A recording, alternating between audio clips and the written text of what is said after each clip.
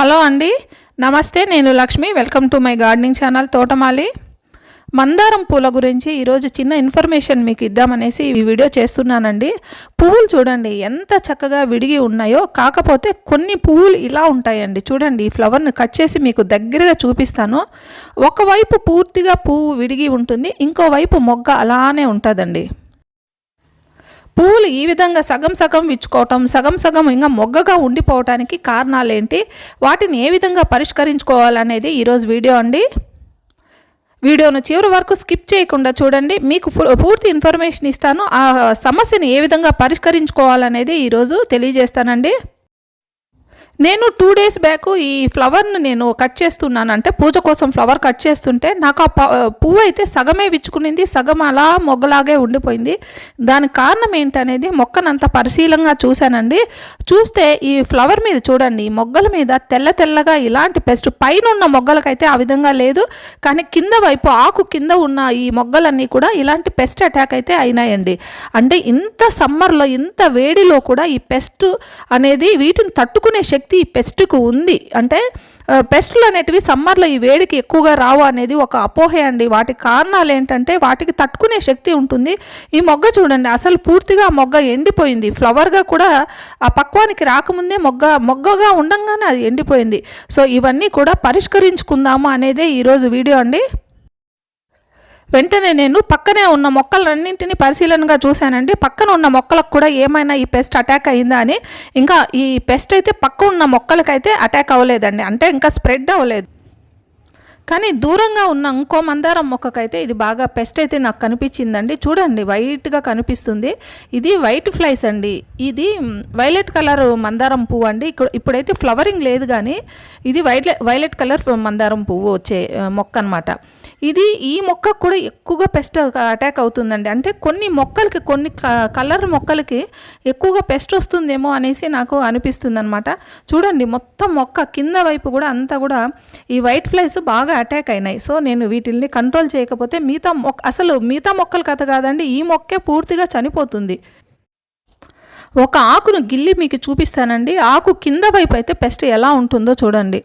White కలర్లో pest అసలు ఎంత చక్కగా ఇవన్నీ కూడా స్ప్రెడ్ అయిపోయినాయి. మొత్తం మొక్క అంతా స్ప్రెడ్ అయిందండి. ఈ మొక్క అయితే పూర్తిగా స్ప్రెడ్ అయింది. నేను స్ప్రే చేసిన తర్వాత, అంటే పెస్టిసైడ్ ఇంట్లో తయారు చేసుకొని స్ప్రే చేసిన తర్వాత రిజల్ట్ అండి. చూడండి, ఎక్కడ కానీ అసలు పెస్ట్ అనేది లేదు. మార్నింగ్ ఫ్లవర్స్ అన్నీ కోసుకునేటప్పుడు చూశాను, ఈవినింగ్ అంతా నేను స్ప్రే చేశాను.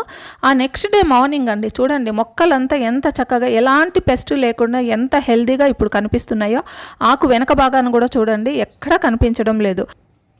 ఇక ఇప్పుడు ఈ పెస్ట్ని అంతా కూడా నేను ఏ విధంగా కంట్రోల్ చేశాను, వాటికి హోమ్ మేడ్ పెస్టిసైడ్ను నేను ఏ విధంగా తయారు చేశానో ఇప్పుడు చూపిస్తానండి.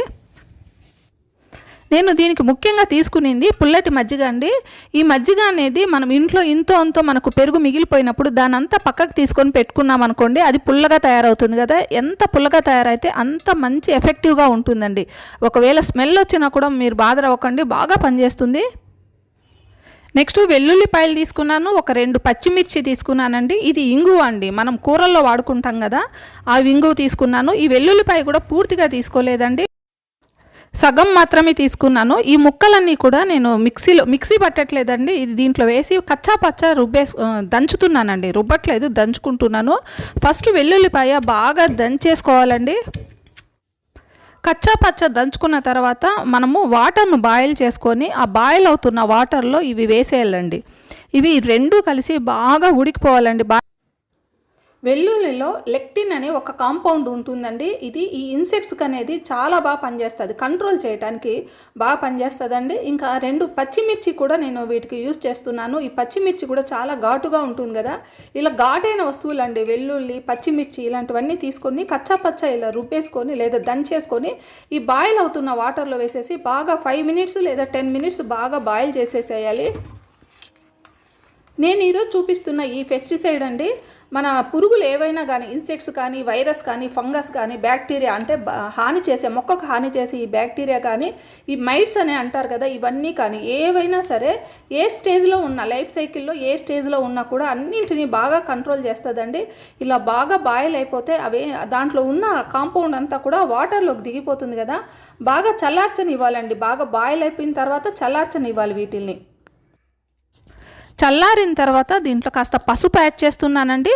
తర్వాత నేను ఇంగువ యాడ్ చేస్తున్నాను. ఈ ఇంగువ అంటే మనం వంటలో వాడుకుంటాం కదండి, సాంబార్లో వాటిలో వేస్తామే ఆ ఇంగువ అండి. దాన్ని కూడా రెండింటిని యాడ్ చేసేసి ఇది బాగా కలిపేసుకుంటున్నానండి.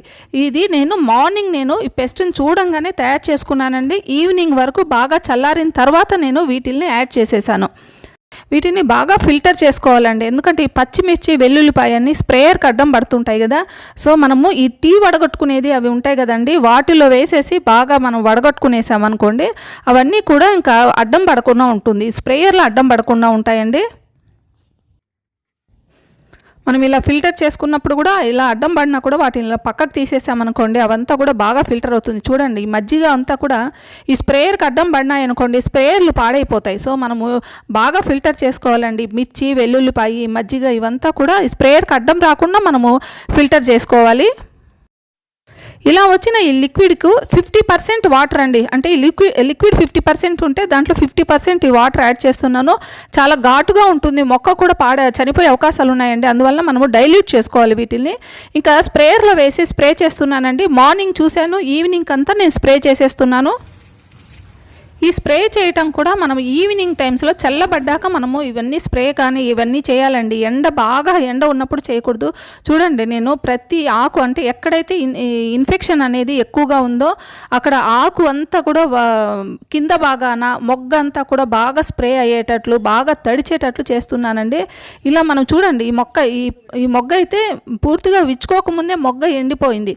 సో ఇలాంటి ప్రాబ్లమ్స్ అన్నీ వస్తాయండి మనకి. చాలామంది నాకు డౌట్స్ అడుగుతూ ఉంటారండి మెసేజెస్లో, మొగ్గలు విచ్చుకోవటం లేదు, ఎండిపోతున్నాయి అనే వాటికి ఈ సమస్యకు 2 రకాల కారణాలు ఉన్నాయండి. ఒకటేంటి ఏదైనా పెస్ట్ అటాక్ అవటము, ఇంకోటి ఏంటి న్యూట్రిషన్ తక్కువగా ఉండటం. నా మొక్కల్లో అయితే న్యూట్రిషన్ తక్కువ ఉండదండి, ఎందుకంటే మీకు ఎప్పుడు నేను చూపిస్తూనే ఉంటాను వీడియోస్లో, రెగ్యులర్గా ఫీడింగ్ చేస్తూనే ఉంటానండి. ఈ పచ్చిమిర్చి వాటికి ఆకుముడతకు కూడా నేను ఇప్పుడు చూపించిన ఇదైతే చాలా బాగా పనిచేస్తుందండి. ఇలా ఆకుముడత ఉంది, మొక్క ఆకులన్నీ కూడా చిన్నవి అయిపోవటము, ఇంకా ఈ పచ్చిమిర్చి వచ్చినప్పుడు కూడా చిన్నగా రావటము, రౌండ్గా రావటం, పొడవుగా కాకుండా చుట్టుకున్నట్లు పచ్చిమిర్చి రావటం, ఇవన్నీ కూడా ఆకుముడత ప్రాబ్లమ్స్ అండి. వీటికి కూడా ఇది బాగా ఎఫెక్టివ్గా 100% ఎఫెక్టివ్గా పనిచేస్తుందండి. ఇక మనం ఫిల్టర్ చేసుకున్నప్పుడు వచ్చిన దీన్ని పడేయనవసరం లేదండి. మళ్ళీ రెండోసారి కొద్దిగా వాటర్ యాడ్ చేసామనుకోండి, సెకండ్ టైము 2 days తర్వాత లేదా 3 days తర్వాత మళ్ళీ స్ప్రే చేయడానికి ఇది పక్కా 100% పనిచేస్తుందండి. సో మనము దీన్ని 2-3 సార్లుగా కూడా వాడుకోవచ్చు.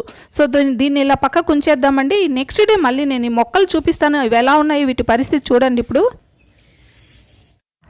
మొగ్గలు చూడండి ఎంత చక్కగా విచ్చుకోవడానికి, అంటే ఇంకా ఇది మార్నింగ్ టైం అండి, ఇంకా 9 గంటలకు అలా విచ్చుకుంటాయి కదా, చక్కగా చూడండి ఎక్కడ కానీ పెస్ట్ లేదు, బాగా పెస్ట్ అంతా కంట్రోల్ అయిపోయిందండి. ముఖ్యంగా మొగ్గలు గమనించాలండి, మొగ్గల మీదే మనకు పెస్ట్ ఎక్కువగా కనబడుతుంది. లేత ఆకులు ఉంటాయి కదా వాటి మీద కూడా ఈ పెస్ట్ ఎక్కువగా కనిపిస్తుంది. చూడండి ఎక్కడ కానీ పెస్ట్ కనిపించడం లేదు. మనకెప్పుడు ఫ్లవర్స్ విచ్చుకుంటే ఈ విధంగా విచ్చుకోవాలండి, అంతేగాని సగం విచ్చుకోవటము సగం మొగ్గగా ఉండటము ఉందంటే మనకు అర్థమైపోతుంది దానికి ఏదో పెస్ట్ అటాక్ అయింది అని అర్థం అనమాట. ఒక్కోసారి మనకు పెస్ట్ కనబడుతుంది లేదా కనపడదు, కంటికి కనపడిన పెస్ట్ కూడా ఉంటాయండి. సో అలా కనపడకుండా ఉన్నా కూడా మనం ఇలాంటి స్ప్రేస్ అయితే వెంటనే చేయాలి. ఈ వీడియో ద్వారా నేను అందరికీ ఉపయోగపడే ఒక మంచి పెస్టిసైడ్ని అయితే అందరికీ పరిచయం చేశానని నేను అనుకుంటున్నానండి. మీకు అందరికీ ఈ వీడియో నచ్చిందనే కూడా నేను ఆశిస్తున్నానండి. నచ్చితే ఒక లైక్ కామెంట్ ఇవ్వండి. మళ్ళీ మరో మంచి వీడియోతో మీ ముందుకు వస్తాను. అంతవరకు హ్యాపీ గార్డెనింగ్. బాయ్.